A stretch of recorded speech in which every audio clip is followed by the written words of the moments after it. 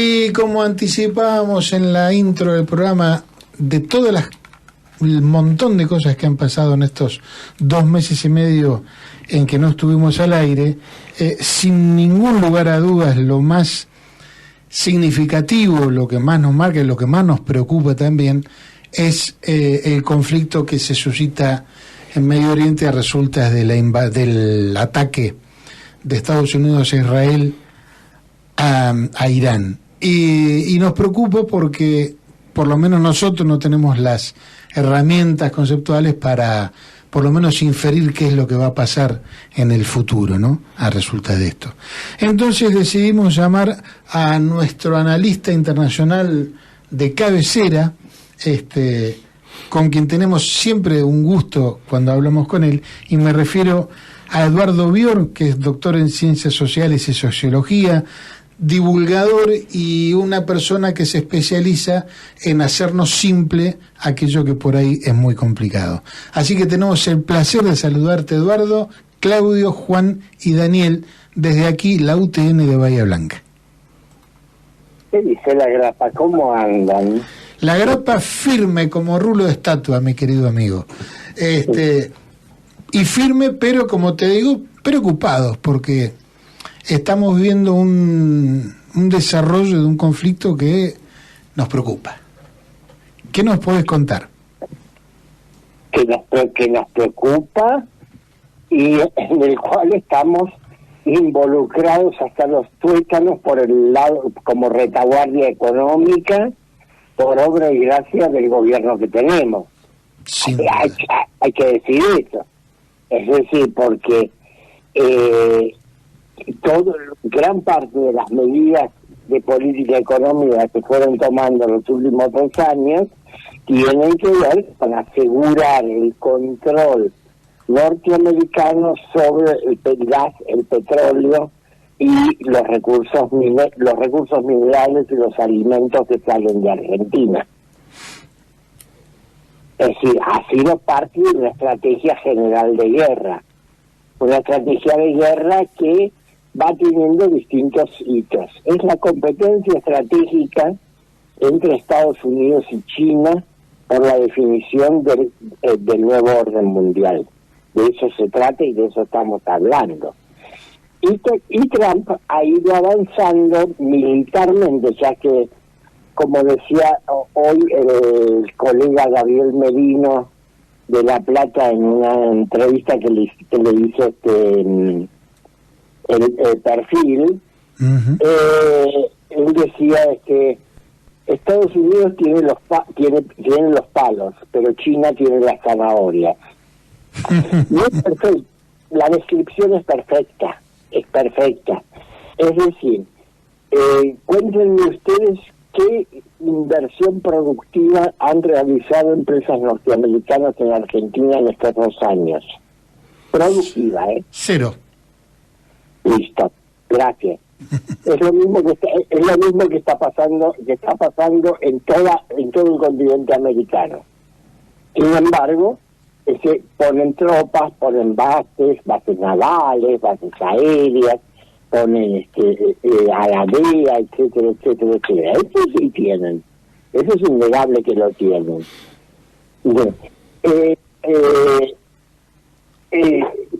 China, en cambio, te ponen los fierros.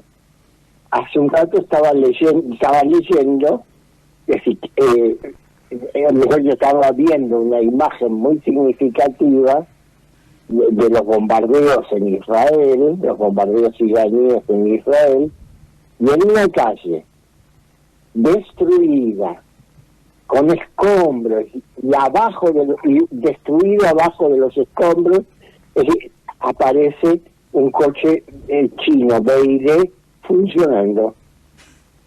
Una metáfora. Es el signo, ese es el signo de los tiempos, diría la Iglesia Católica. Es decir, Trump ha ido tratando de controlar los recursos energéticos, bombardeando el año pasado en Nigeria, secuestrando al presidente de Venezuela, tratando de imponerle a India que no compre más petróleo y gas ruso, aunque en eso fracasó, imponiéndole a los europeos el gas licuado a precios exorbitantes, etcétera, etcétera. Y ahora quiso hacerlo con Irán. ¿Por qué? Porque ahora, fíjense que Estados Unidos no ha dado ninguna fundamentación clara de por qué ataca a Irán. Eso primero dijeron,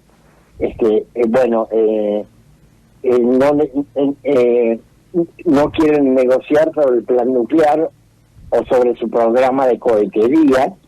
Después dijeron no negocian sobre el plan nuclear. Después es necesario el cambio de régimen, todo el mundo en Irán lo está pidiendo.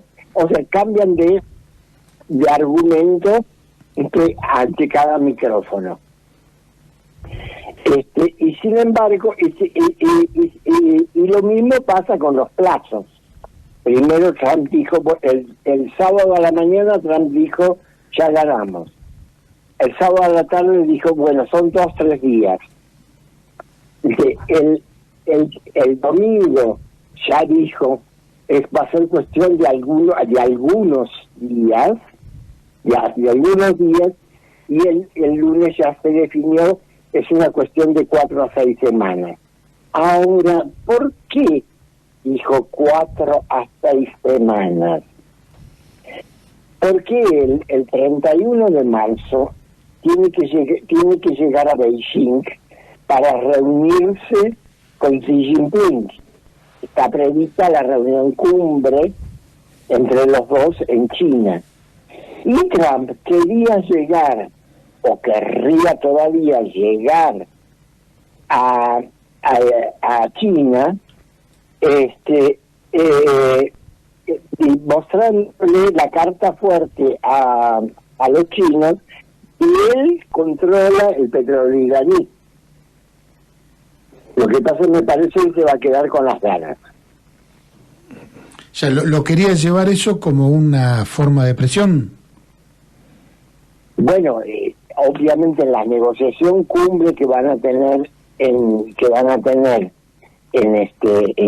China los dos, se va a definir, por supuesto, las cosas se están negociando entre bambalinas hace tiempo ya. Los chinos son muy meticulosos en las negociaciones. Se están discutiendo prácticamente de todo: comercio internacional, tierras raras, los chips, el intercambio de chips, la paridad militar, las amenazas a China en el mar de la China Meridional, etcétera. Hay un sinfín de temas, porque hace mucho tiempo que no se comunican y que no tienen negociaciones en serio. Entonces, si es demasiado grande el paquete de temas que tienen sobre la mesa para discutir. Ahora se les agrega Asia Occidental, porque China no puede desentenderse de Irán, primero porque importa una cantidad importante de gas y petróleo de Irán, y segundo porque por la posición geográfica de Irán. Irán está en el nudo de transporte entre el este de Asia y la costa mediterránea, donde China quiere llegar con la iniciativa de la Franja de la Ruta, y está en el medio de la ruta norte-sur entre Rusia e India, por donde va el petróleo ruso para India. Entonces, Irán es absolutamente estratégico para las potencias asiáticas, para todas las potencias asiáticas. Nadie quiere que Irán se rompa, que Irán se fragmente, que Irán se atomice, y eso opera a favor de Irán. Y ahí es donde entra el mal cálculo tanto de Trump como de Netanyahu. Así, Netanyahu lo empujó a Trump hace tiempo, y Israel tiene el sueño de la guerra contra Irán ya desde hace como 40 años. Eduardo, Daniel Guerín te saluda. Hola, Ceci. Ahí hiciste una referencia a nadie quiere a Irán dividido, partido, ¿no? ¿Dijiste eso? Nadie entre las potencias asiáticas. Entre las potencias asiáticas, muy bien, pero las potencias europeas occidentales, no me gusta llamarla, pero las potencias occidentales pareciera que sí. Sí, obviamente. Sí, es como que buscan la balcanización, no sé, es un término que se utiliza, de Irán. Pero para lograr esa balcanización, no necesitarían que haya apoyo interno dentro de Irán que provoquen la balcanización, que provoquen la guerra de los Balcanes. Obvio. Es decir, desde el último tercio del siglo XIX, en aquella época el Imperio Británico en su competencia con el Imperio Ruso, y después más adelante el Reino Unido y más adelante todavía los Estados Unidos, ven a Irán como la pieza fundamental para poder atacar a Rusia desde el sur y a China desde el oeste. Es decir, la cuña que ellos quieren poner entre Rusia y China para fragmentarlas, mantenerlas divididas, y para eso uno de los instrumentos que han intentado utilizar es sublevar a las distintas minorías étnicas y culturales que viven dentro de Irán. Irán es un país multiétnico y multicultural. Sí, y en Irán viven árabes, viven baluchos, viven incluso pashtunes, viven azeris, viven kurdos, y tienen una infinidad de minorías religiosas. Ahora, todo eso se mantiene unido en Irán, primero, porque Irán es un país sumamente nacionalista, es decir, es un país que tiene 3.000 años de historia continuada. Es decir, del antiguo imperio persa que conquistó Alejandro Magno. Aún después de conquistarlo no lo dividió. Inmediatamente resurgió como imperio persa. Y después, desde el siglo XVI, tiene una identidad religioso-política que le unifica mucho, que es el chiismo. El chiismo es una corriente minoritaria dentro del Islam, que en total en el mundo representa unos 300 millones de creyentes, y dentro de los 93 millones de iraníes, más o menos deben ser 85 millones de chiitas. Unas proporciones más o menos así. Y eso, el chiismo tiene la particularidad de tener una única cabeza, no es como el resto del Islam, donde hay los distintos imanes y intérpretes de la ley son los respectivos jefes, y por arriba no hay otro jefe religioso. En el chiismo sí, y la cabeza principal del chiismo iraní es el guía espiritual. Es decir, en este caso, Jamenei, que fue martirizado el sábado pasado. Eduardo, en orden a lo que estás explicando, y más allá de la evaluación militar, ¿no? De cuántos misiles tiene uno, cuántos tiene el otro, pero entonces podríamos pensar que ha habido un error de cálculo en cuanto a la reacción del pueblo iraní frente a la agresión, como que los Estados Unidos en su etnocentrismo eterno dijeron, bueno, tiramos 3 cohetes, el pueblo se levanta, entonces hay un golpe.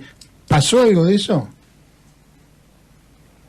Hay muchos indicios de que es así. Obviamente hay muchas versiones, pero todo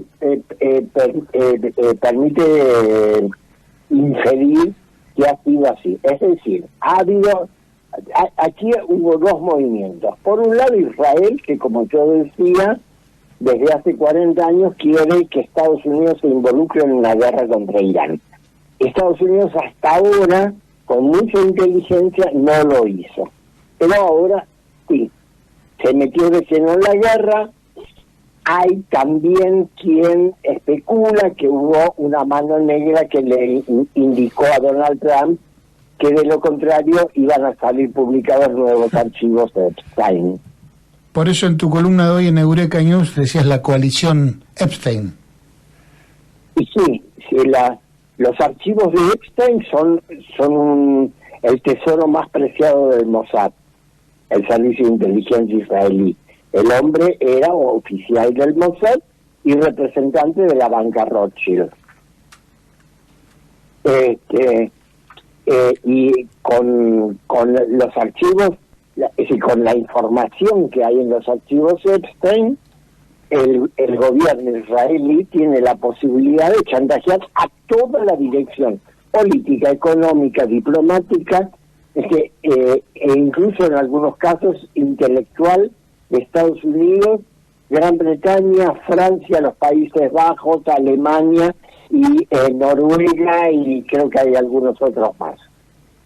Es decir, tienen el control sobre las conductas de toda la élite occidental.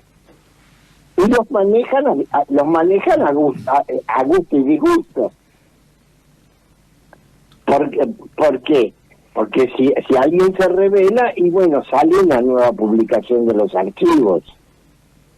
Uh-huh.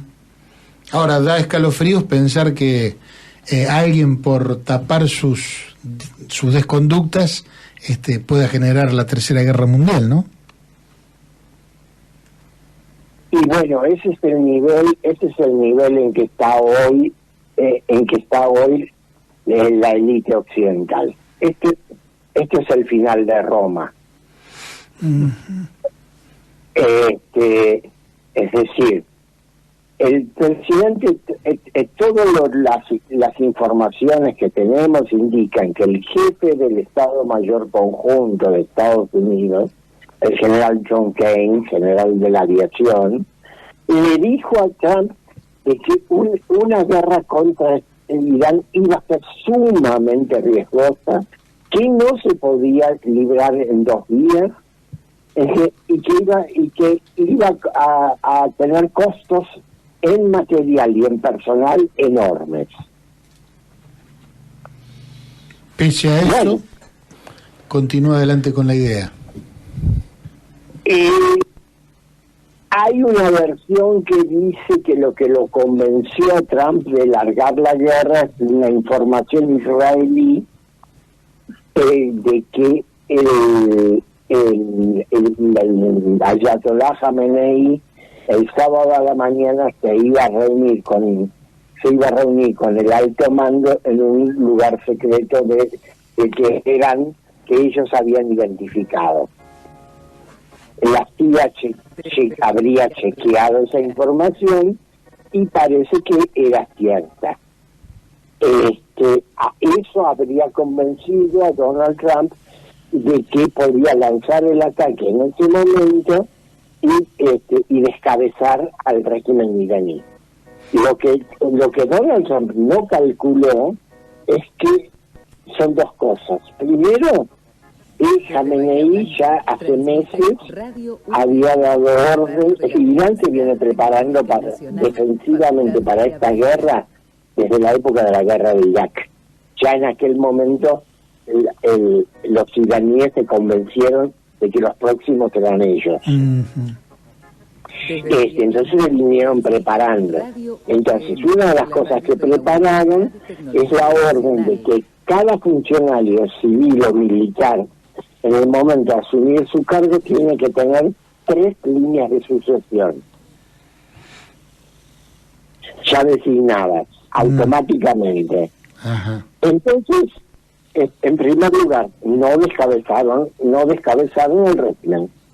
Mataron a una cantidad de dirigentes, inmediatamente asumieron los que les corresponden, los números 2, los que les correspondían en el orden de sucesión. Es decir, no se produjo una situación de acefalía, de caos en la dirección, digamos.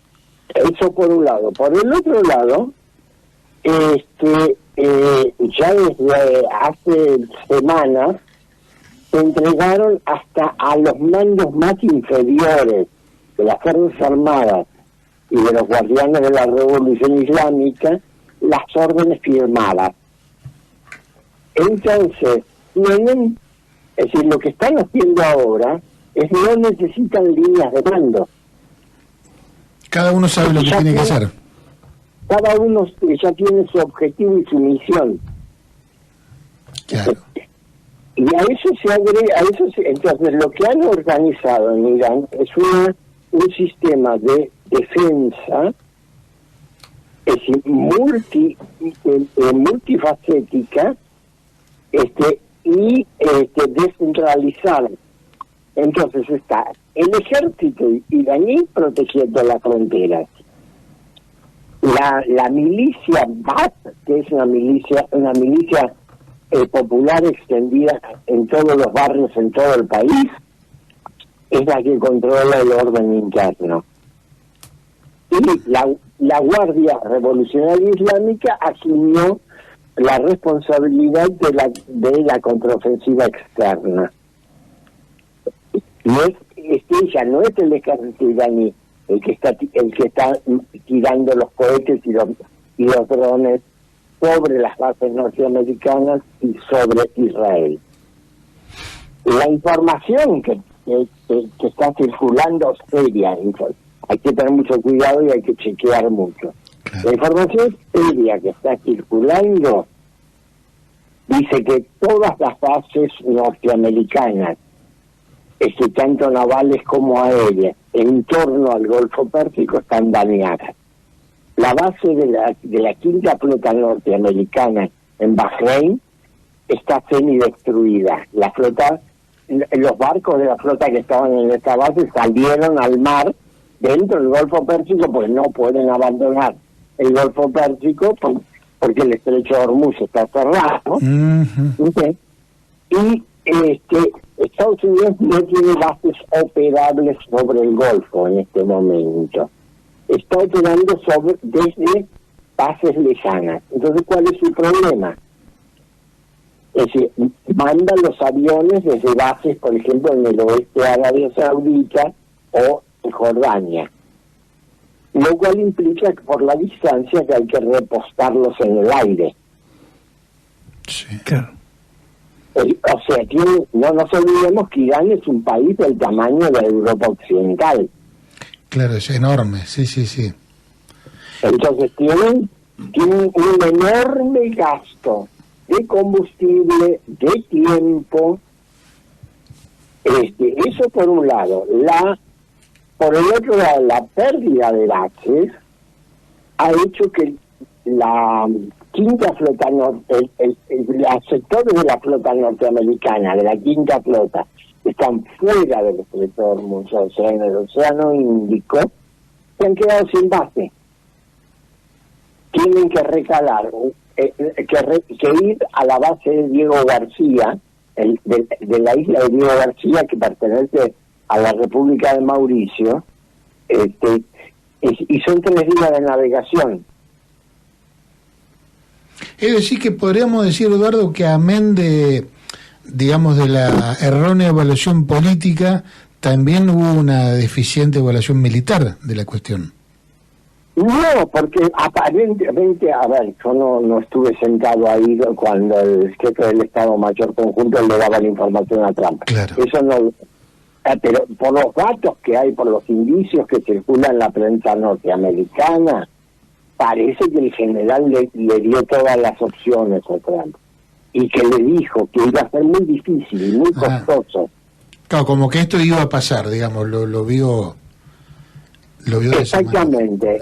Aparentemente el tipo le avisó que esto podía pasar. Así es. Por otra parte está el problema, es cierto, Estados Unidos e Israel tienen el control del espacio aéreo, eso innegablemente, porque tienen una aviación gigantesca, y efectivamente están bombardeando en Irán, están destruyendo mucho en Irán. Pero Irán tiene ya preparado desde hace años ciudades subterráneas para el lanzamiento de cohetes, o sea, sistemas de túneles de muchos kilómetros que les permite sacar los cohetes a muchos kilómetros de distancia entre sí. Uh-huh. Eso les da una enorme movilidad. Claro. Eduardo, Juan Racinato, te mando un saludo. Vos mencionaste el tema de la información y de la necesidad de chequear la información. Yo me estuve informando con Robertito Funes Ugarte. ¿Voy bien por ahí o por dónde debería ir? Por esa persona se podés informar sobre moda masculina o sobre bares actuales en Palermo. Claro, pero no, porque estaba opinando, en realidad estaba bajando línea sobre este tema, pero lo pongo solo como ejemplo, ¿no? Es decir, ¿pudiste ver algo de cómo se está informando en nuestro país sobre este conflicto? Últimamente, en los medios, en los medios de difusión masiva, pésimamente, muy mal. Es decir, no hay ningún medio ni oficialista ni opositor que esté dando una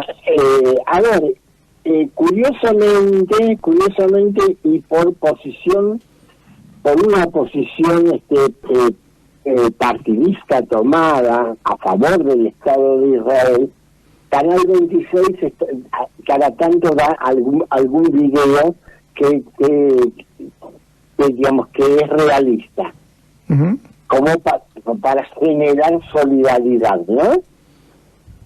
Claro. Pero son, digamos, los videos sobre los bombardeos y demás son reales. Uh-huh. Sí, pero nada más, y además en general el análisis político y geopolítico que yo veo en los grandes medios es muy corto. Es muy corto porque se queda porque deja completamente de lado la dimensión mundial de este conflicto. Esto es parte de lo que el Papa Francisco llamaba la guerra mundial en cuotas. Claro. Tal cual. Y este conflicto se va a resolver, es decir, va a tener su punto de decisión la semana que viene. ¿Por qué? Porque ayer comenzó a sesionar en Beijing el Consejo Consultivo Político del Pueblo Chino, que es el máximo organismo asesor del Estado chino, y hoy empezó a sesionar la sesión anual del Congreso Nacional del Pueblo. Son las llamadas dos sesiones donde en China se resuelve todo. Obviamente, cuando el Congreso Nacional del Pueblo termine sus sesiones el jueves de la semana que viene, lo va a clausurar el presidente Xi Jinping. Y ahí va a haber un discurso. Y ahí vamos a tener señales así con ese modo elíptico y metafórico que hablan los líderes chinos, vamos a tener señales de cómo anda la negociación de ellos con los norteamericanos. Ahora, si algo era necesario... Si llegaron a algún acuerdo, la guerra se termina en ese momento. Y si no, esto va para largo. Quiere decir que la intencionalidad de Estados Unidos de seguir luchando en esa guerra comercial que inició a través de otros aspectos como es el militar, no ha cambiado, es decir, el proceso que venía dándose continúa. A ver, continúa, pero ha cambiado el perfil. Es decir, Trump subió en enero del año pasado con la promesa de no meter a Estados Unidos en ninguna guerra. Tal cual. Era la promesa del movimiento MAGA, el Make America Great Again. Uh-huh. ¿No? Para eso lo votaron. Resulta que a partir de agosto, cuando empiezan las primeras publicaciones de los archivos Epstein, la política de la Casa Blanca va girando y empieza a tomar la vieja agenda, la vieja agenda globalista y neoconservadora de los últimos 45 años. El mayor representante de eso es Marco Rubio. Claro. Hoy la política de Trump, la política exterior de Trump y la interior en gran parte, no tiene nada que ver con la agenda del movimiento MAGA. Por eso es que le está perdiendo apoyo entre sus votantes. Eso te iba a decir, que de hecho se viene viendo cómo la imagen de Trump se viene debilitando al interior de Estados Unidos. Y muy rápido. ¿Cómo nos pega eso al interés nacional? Todo esto. Bueno, en primer lugar, al no tener ninguna barrera defensiva ni arancelaria ni paraarancelaria para establecer distancia entre el mercado mundial y la economía argentina, la inflación mundial que esto ya está generando nos pega directamente. Es decir, el aumento del precio del petróleo y del gas va a repercutir en el aumento del precio de los combustibles dentro del país. Los alimentos, la carne sigue aumentando, todos los insumos industriales. En primer lugar, nos pega en todos los aspectos. En segundo lugar, hay una tendencia histórica en los mercados financieros, que es cuando se produce este tipo de crisis, la fuga hacia lo seguro, y en general todavía consideran seguro el dólar. O sea que se puede prever un aumento de la cotización del dólar y por lo tanto una devaluación. Brasil y Chile ya devaluaron, con lo cual además nuestra posición comercial relativa se empeoró todavía más. Eso por una parte. Por otra parte, si el conflicto se prolonga mucho, van a empezar a necesitar nuestros insumos. Y ahí van a echar mano hacia un montón de recursos que son argentinos. Claro, a cambio de nada, si va a ser... Es decir, es lo que pasó en la Primera Guerra Mundial, ¿no? Claro, ahí va. Que lo empezó a parar por Irigoyen, dentro de lo que pudo. Claro, pero después Inglaterra negó la deuda que tenía con Argentina. Y en este, ya que trajimos acá a Gran Bretaña en este bodrio, hay algo que a mí no me termina de cerrar en el esquema iraní, el ataque a la base inglesa en Chipre. ¿Cuál es la lógica de ese ataque? O que vos le podés ver a ese ataque. Bueno, la otra pregunta consecutiva es ¿qué juega o cómo golpea esto a la Unión Europea y qué te parece la actitud del gobierno de España? El ataque a la base naval británica en Chipre lo hizo Hezbollah desde el Líbano. Pero